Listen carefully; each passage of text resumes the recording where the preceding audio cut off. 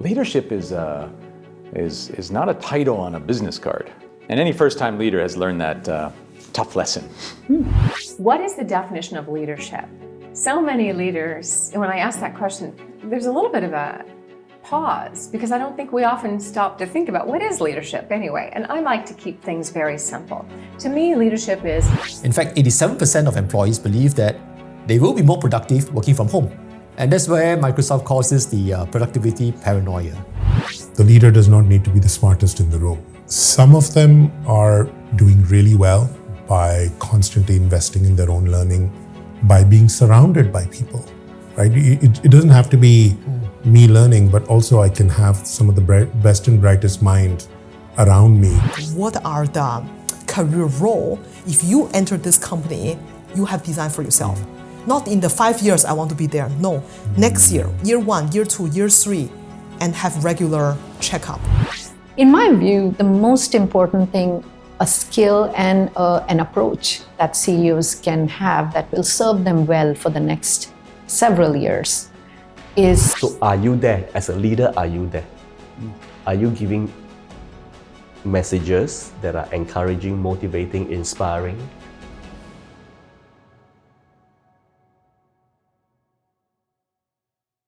So as a leader today, what do you observe as one of the biggest mistakes that leaders make while leading their teams? Well, you're looking at me when you ask the question, so I'm gonna talk about mistakes I've made, right? Because we should all start by looking in the mirror, and then I can maybe talk about some of the observations I've made of leaders around me and so on. Well, I think the first thing is that really understanding what your role is as a leader. Leadership is not a title on a business card. And any first-time leader has learned that tough lesson. The moment you get the business card and says you're a team leader or you're a manager, right? And you feel good, you feel big, you feel strong, you feel important. Then you go to your team and you say, all right, everyone, we're going to do this. And you're excited, but nobody else is. There's that moment where you think, why aren't they excited? Why am I the only one in the room who's excited about this direction? It's a tough moment for every leader. We've all been there. I've been there many times. And you fall in the trap of being the rah-rah leader. Come on, guys. Come on, let's do this. And that's the first, let's say, step towards being a true leader, is understanding that the title on the business card does not make you a leader. Leadership is about behavior. And I think actually exceptional leadership is about exceptional behavior. So think about it like this, right? Would you follow a leader who always had your back in good times and bad times? Would you follow that leader? Absolutely. Would you follow a leader who made promises and kept them always? Would you follow a leader who celebrated your successes with you, but challenged you when you were maybe not achieving success? Yeah, and so on and so on. And so I could go on, and by the way, I could ask that question all over the world. We could ask people across cultures. This is timeless and borderless, not just in business. It can be in any environment. So that's the interesting thing about leadership, where I think a lot of leaders get it wrong, and I was guilty of that as well. The old line, do as I say, not as I do. And I went through that phase as a leader, where I'm the leader, so I will then be able to tell people what to do because I'm the leader. It's on my business card. Right? But we now know that that doesn't work. I certainly learned my lessons over the years. So instead of saying, do this, it's let's do this. Let's do this together. So the leader who is very self-centered, I, me, my, versus the leader is all about us. Yeah. The second leader is much more effective, much more powerful, and builds stronger followership. Jim Collins in Good to Great has a fantastic model of leadership. He calls it level 5 leadership. And he studied leaders of companies that went from good to great. And the interesting conclusion there was generally, not always, but generally, the charismatic leader, the leader who was all about being in the spotlight, about I, about me, representing the company, typically those companies did not outperform. And their performance was not sustainable. When that leader left, they would crumble. The companies, on the other hand, that went from good to great and had sustainable performance and outperformed, had leaders who were all about us. The leader who's in the game is always more effective than the leader who's by the side. I kind of look at it like, way back in the day, I was an Army cadet in Canada. And that was a great experience because I got to basically, get a taste of what it would be like to be in the military training, but with a bit of a softer edge. But we trained with, real soldiers and so on. Incredible experience. But one of the things I learned about was leadership and the right time and the right way to lead, depending on the moment. So let's think about this. It's a troop of soldiers, right? 3. So you got 1, 2, 3 soldiers, 3, 3, 3. So it's a group of soldiers, right? Okay, and they're marching along, heading into the forest, let's say, right? Okay, so you think about that group of soldiers, 3, 3, 3, and they're marching along. Where's the leader? It's a powerful question to ask leaders around you, and maybe even ask yourself. Where's the leader? Is the leader at the front? Come on, guys, let's go. Is the leader by the side? Come on, let's keep the pace. Is the leader at the back, supporting, enabling, or is the leader in the middle of the pack? And by the way, there's no one right answer. There's the right type of leadership for the moment. And knowing when to shift to the front, to the side, to the middle, to the back is a really important characteristic of the effective leader. So I would say the leaders that get it right know when to play which role. The ones who don't are probably generic and vanilla in their approach. In other words, the one-trick pony, as we call it, right? Always the leader at the front. And that's the classic pace setter, pace-setting leadership. The leader at the very front saying, keep up with me, keep up with me. We know that's not sustainable. I've been through that stage. I've absolutely been a pace-setting leader. I'm still maybe even now sometimes accused of being that. So I try hard now to shift position depending on the moment, depending on the needs of the team. So that's, let's say that's, a simple way to describe that, where sometimes leaders get it wrong. There are other things, I think, sometimes where leaders make it more about themselves rather than about the team. To me, leadership is enablement. Instead of CEO meaning Chief Executive Officer, I encourage it to mean Chief Enablement Officer. Leading is about enabling people to do their best work. It's the processes, the systems, the structures, the culture, the environment, the making sure you understand their motivators, which allows them to be in a space of delivering their absolute best. Nobody gets up in the morning. Nobody gets up in the morning and says, "Ooh, I can't wait to get to work and underperform." So if someone's underperforming, it isn't about the individual. It's looking at enablement. Have I enabled them are they in the best job? Are they in the right fit? Have I given them the structure, the environment, the culture, what they need, the systems, the structures to be able to be successful, to be able to express their greatest potential? And that's leadership. That's leadership. We think of leadership as, I will sit at the top and I will tell people what to do.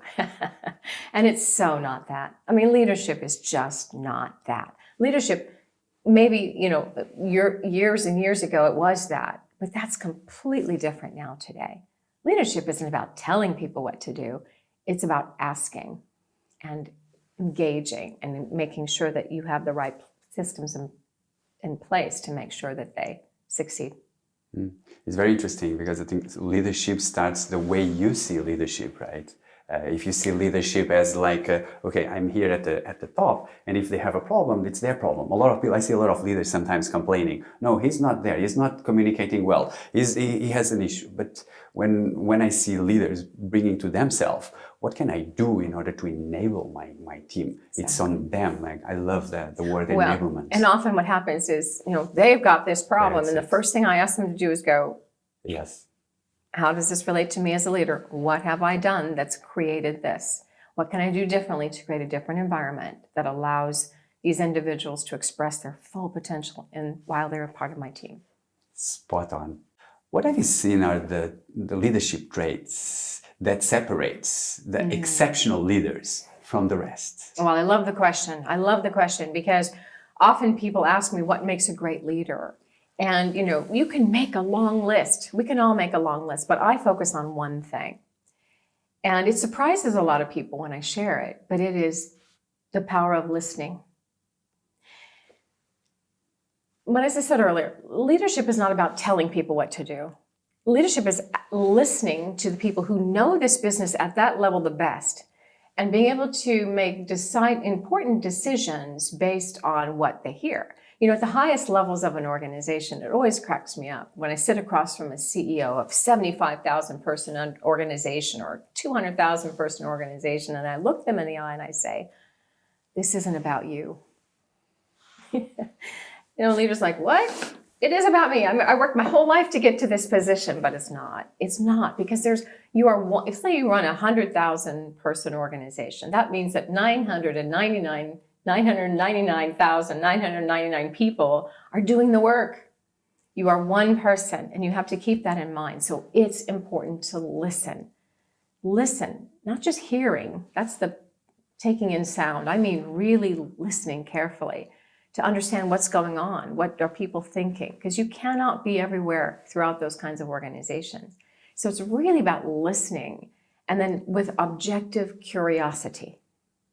Not having preconceived notions about things, because the pace of change is so fast today that you have to really be objectively curious to decide, where am I going to be involved? What's really needing my attention?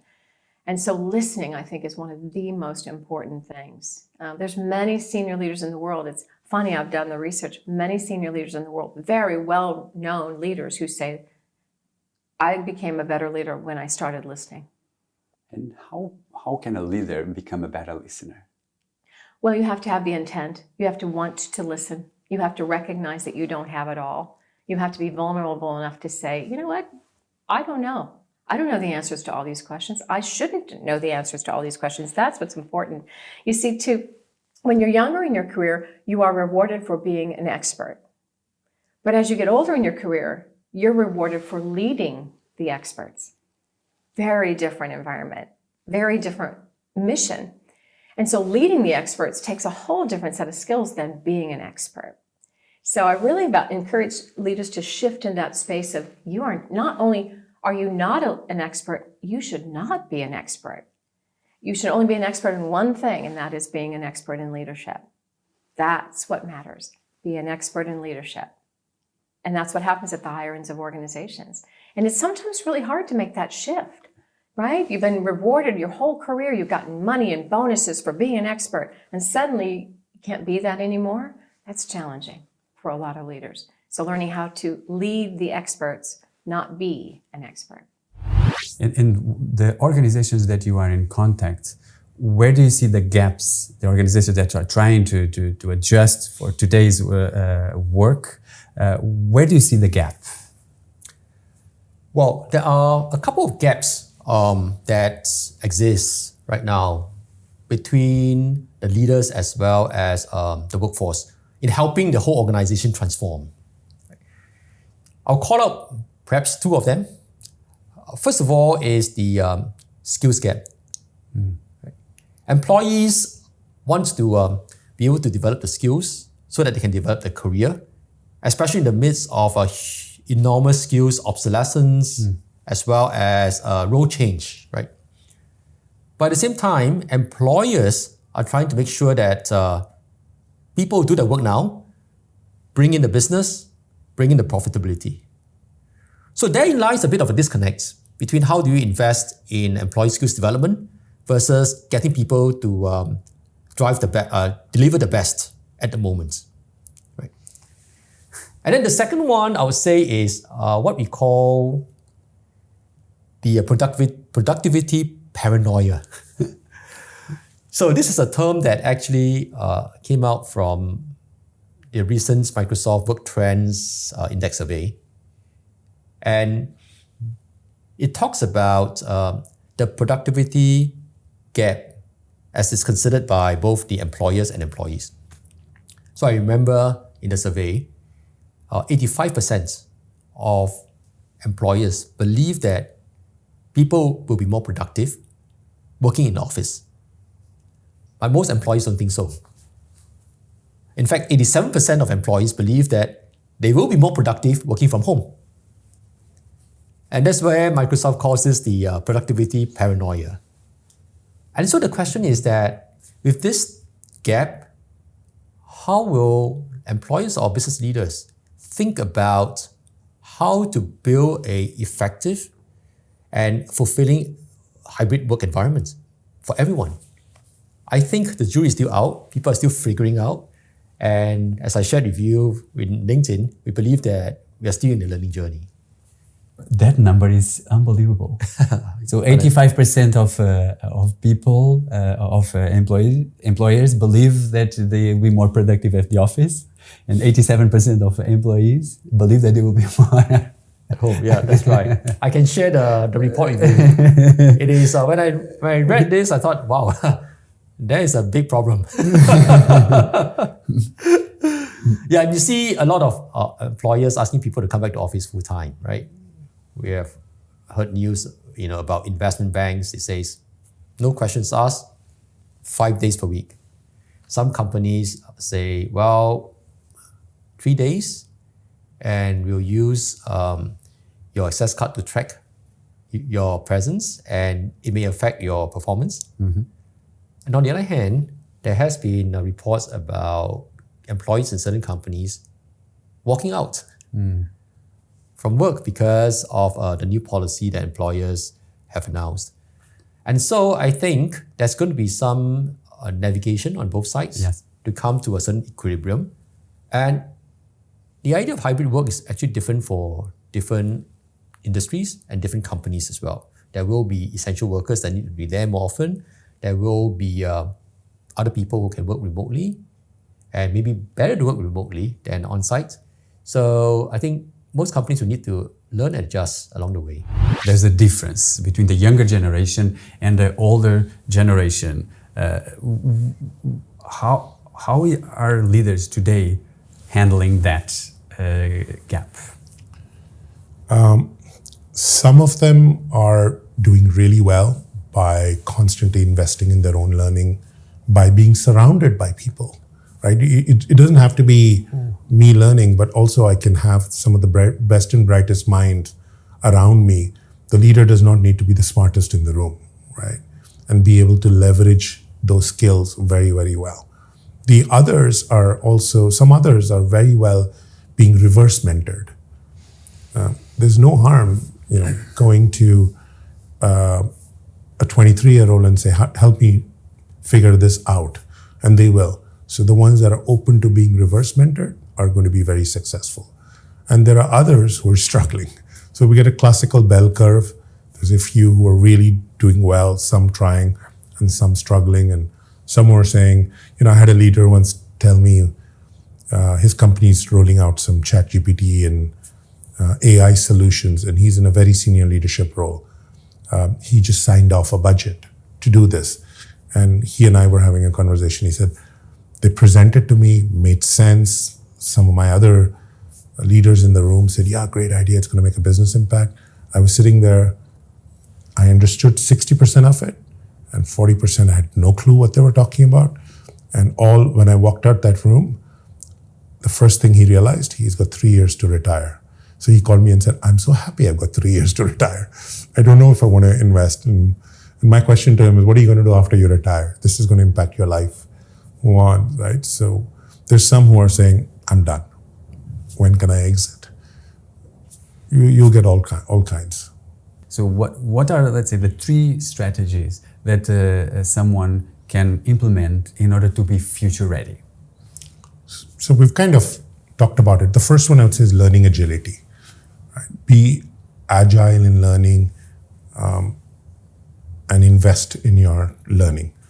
And these are not necessarily in any particular order. The second one I would say is have a purpose. Or the second purpose is, what's the legacy you want to leave behind?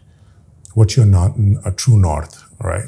Why are we doing it? Is it, we started this conversation on job security. I think jobs are tactical. Careers are strategic. So what's the legacy that you want to leave behind?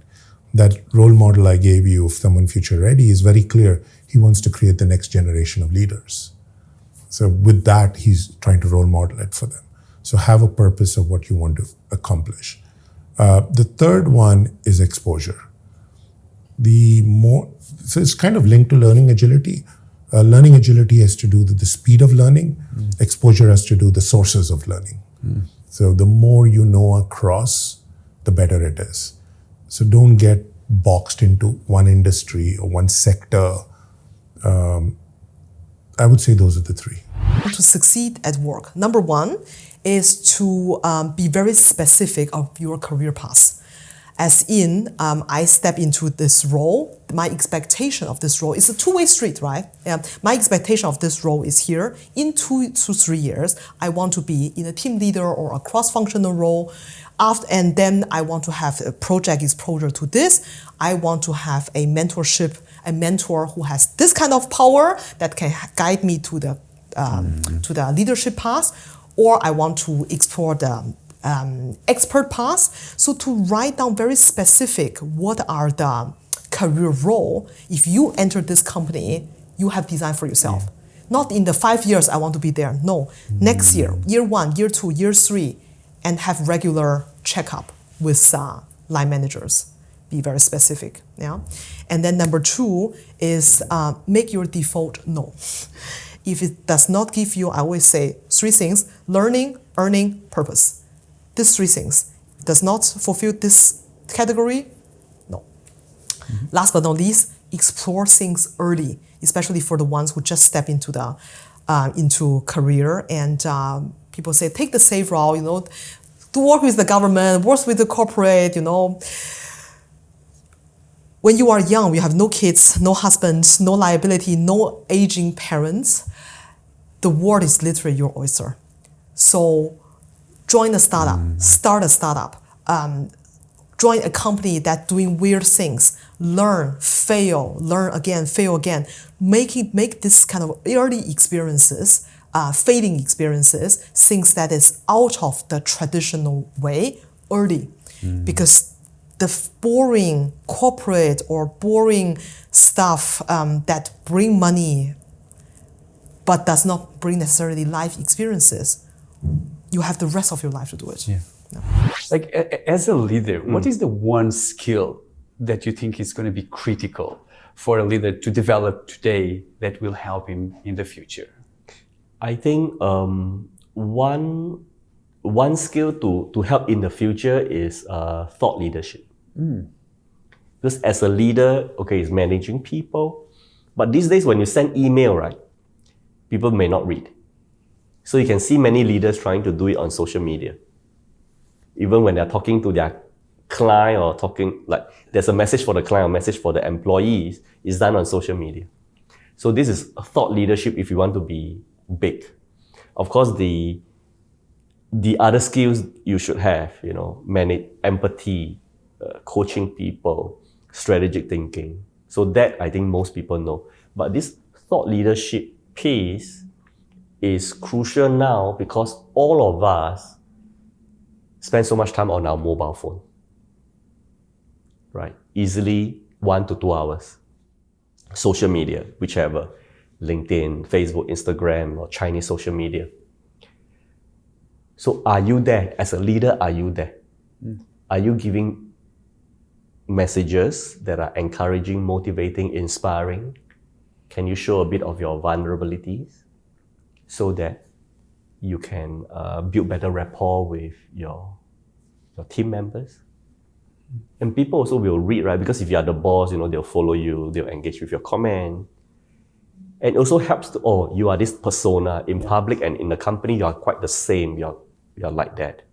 Then it's also motivating for your staff to work for you. When I coach CEOs, that's something that I do bring up and we talk about. In my view, the most important thing, a skill and an approach that CEOs can have that will serve them well for the next several years is simplifying complexity. I think CEOs that simplify the complex environment in many different ways will be very successful.